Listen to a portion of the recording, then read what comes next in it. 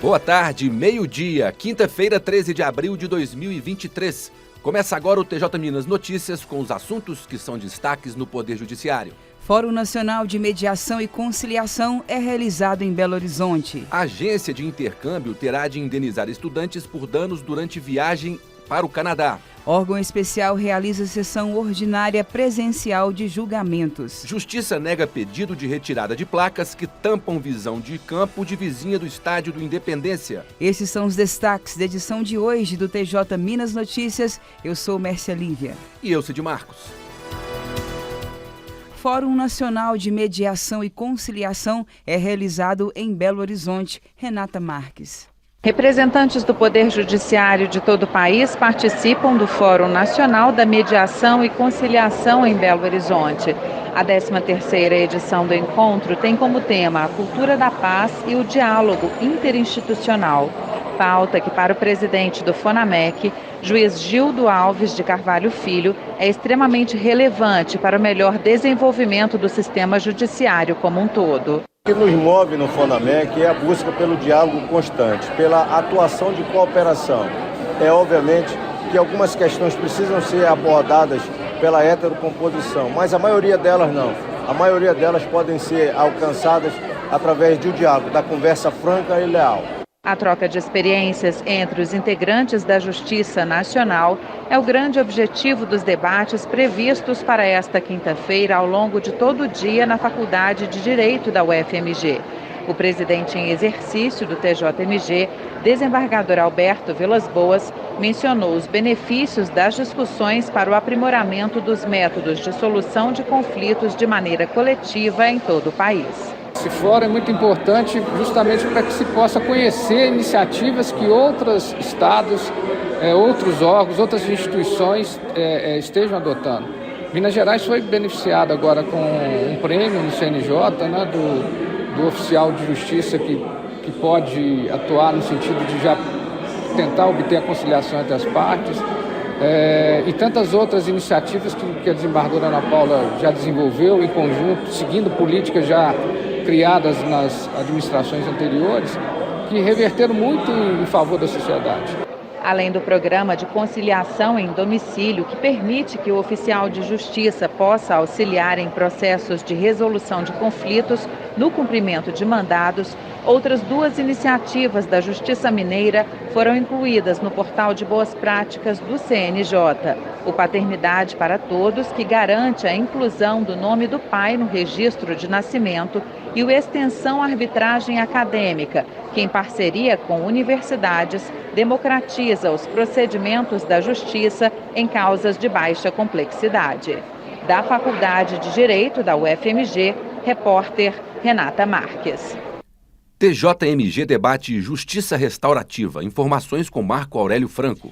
A justiça restaurativa é uma forma de revisar crenças sobre resoluções de conflitos e violência e para transformar a convivência a partir dos valores e princípios da justiça restaurativa. Ela valoriza a autonomia e o diálogo, criando oportunidades para que as pessoas possam conversar e entender a causa real do conflito e para restaurar a harmonia e o equilíbrio. As práticas restaurativas são tema da palestra que vai acontecer na tarde de hoje, durante o 13º FONAMEC, Fórum Nacional de Mediação e Conciliação, que vai até amanhã em Belo Horizonte. A juíza Ayla Figueiredo, do TJMG, vai falar sobre o tema e um dos debatedores será o desembargador Leoberto Brancher, coordenador do Núcleo de Justiça Restaurativa do Tribunal de Justiça do Rio Grande do Sul e integrante do Comitê Gestor da Justiça Restaurativa do Conselho Nacional de Justiça.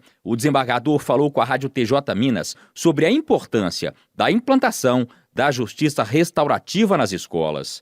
A justiça restaurativa, então, aplicada como técnica do cotidiano, da sala de aula, através de diferentes possibilidades, não apenas na resolução de conflitos, mas o uso de um amplo gradiente de práticas que vão desde a postura empática na formulação de perguntas, e não perguntas inquisitivas, que vão através de conversas informais, mas conduzidas com uma certa estrutura, até até mesmo os círculos mais estruturados para a resolução de conflitos, habilitam, equipam as escolas para lidar com o seu cotidiano de uma maneira mais eficiente e criar um ambiente escolar mais propício ao próprio desempenho pedagógico e acadêmico dos alunos.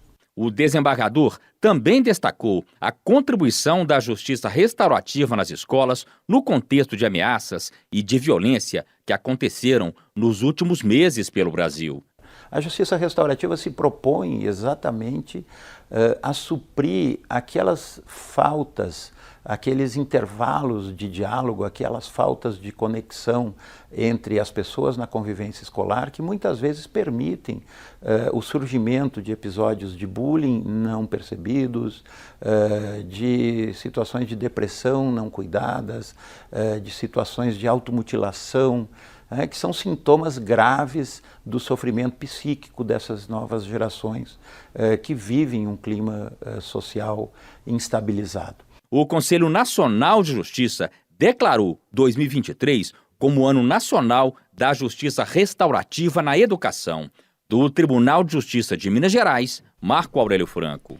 A agência de intercâmbio terá de indenizar estudantes por danos durante viagem para o Canadá. Danilo Baião. Uma empresa de intercâmbio terá que indenizar por danos morais 2 estudantes em R$5.000 para cada uma, além de ressarci-las o valor que elas gastaram de forma não esperada para alimentação no Canadá. O processo mostra que ambas as estudantes contrataram com a empresa o intercâmbio na cidade de Vancouver, no Canadá. Elas chegaram à cidade canadense no dia 8 de agosto de 2018 e lá permaneceram até no dia 15 de setembro do mesmo ano. Porém, ao chegarem, se depararam com um problema de alergia na estadia. Então, a empresa de intercâmbio as colocaram em outra casa de família. Porém, o problema foi o mesmo. As estudantes reclamaram junto à empresa que elas foram colocadas no subsolo da casa com uma pequena janela que não abria, impedindo a circulação de ar, onde tinha tapetes sujos devido à presença de animais domésticos, o que causava a uma delas um grave quadro de alergia. Elas então buscaram um hotel, onde ficaram hospedadas do dia 12 até o dia 14, gastando por conta própria dinheiro para a alimentação. A empresa se defende sob a argumentação de que elas omitiram o quadro alérgico na hora do preenchimento das fichas, tese essa que não foi acolhida pela juíza de primeira instância.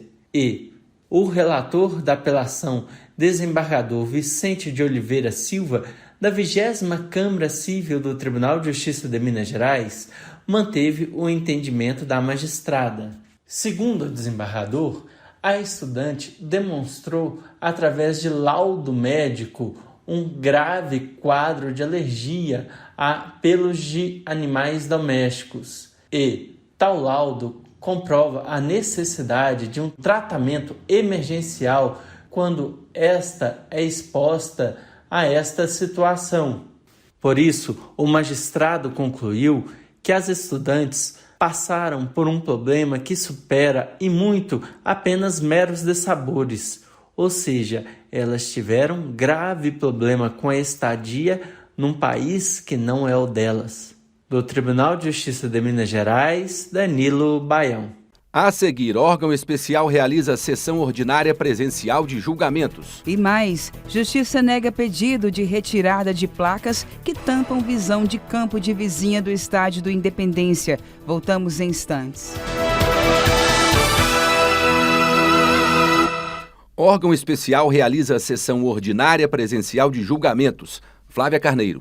Magistrados que integram o órgão especial do Tribunal de Justiça de Minas Gerais se reuniram nesta quarta-feira em sessão de julgamentos conduzida pelo presidente em exercício do TJMG e primeiro vice-presidente, desembargador Alberto Vilas Boas. Na pauta judicial foram analisados 41 processos com diversas sustentações orais. 30 processos foram julgados, 8 adiados e 3 tiveram pedidos de vista, como que aborda a criação de restrições para os aplicativos de fretamento em Minas, como o Buzzer. 4 matérias administrativas foram apreciadas pelos desembargadores do colegiado, sendo uma adiada. O órgão especial é formado pelos 13 desembargadores mais antigos do tribunal e pelos 12 desembargadores eleitos, observadas as vagas destinadas ao Ministério Público e à Ordem dos Advogados do Brasil. Do Tribunal de Justiça de Minas Gerais, Flávia Carneiro.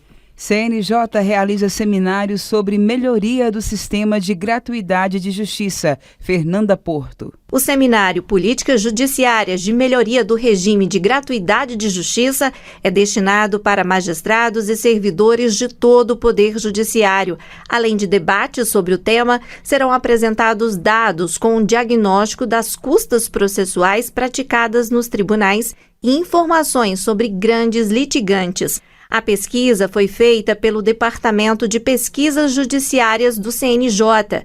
Também serão apresentadas propostas de políticas judiciárias de ampliação do acesso à justiça, melhoria dos regimes de custas, taxas, despesas judiciais e gratuidade de justiça. As propostas foram elaboradas por grupo de trabalho instituído por portaria do CNJ no ano passado.